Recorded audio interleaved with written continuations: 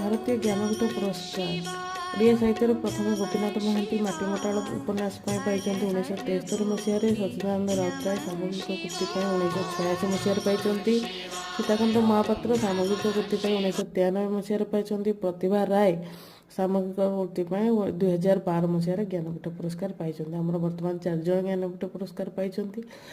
ସରସ୍ୱତୀ ପୁରସ୍କାର କିଏ ପ୍ରଥମେ ପାଇଛନ୍ତି ନା ରମାକାନ୍ତ ରଥ ଶ୍ରୀ ରାଧା ପୁସ୍ତକ କାବ୍ୟ ପାଇଁ 1992ରେ, ମନୋଜ ଦାସ ଓ ଅମୃତ ଫଳ ଉପନ୍ୟାସ ପାଇଁ 2000 ମସିହାରେ, ଜଗନ୍ନାଥ ପ୍ରସାଦ ଦାସ ପରିକ୍ରମା କବିତା ପାଇଁ 2007 ମସିହାରେ ପାଇଛନ୍ତି।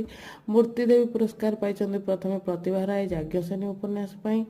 ସାରଳା ପୁରସ୍କାର ସୁରେନ୍ଦ୍ର ମହାନ୍ତି ପ୍ରଥମେ ସାରଳା ପୁରସ୍କାର ପାଇଛନ୍ତି କୁଳବୁଦ୍ଧ ଜୀବନୀ ସାହିତ୍ୟ 1980 ମସିହାରେ। ମନୋଜ ଦାସ ଧୂମ୍ରାବ ଦିଗନ୍ତ ଓ ଗଳ୍ପ ପାଇଁ ଅନ୍ୟାନ୍ୟ ଗଳ୍ପ କାହାଣୀ ପାଇଁ 1981 ମସିହାରେ ପାଇଛନ୍ତି ସାରଳା ପୁରସ୍କାର। ଚନ୍ଦ୍ରଶେଖର ରଥ ସମ୍ରାଟ ଅନ୍ୟମାନେ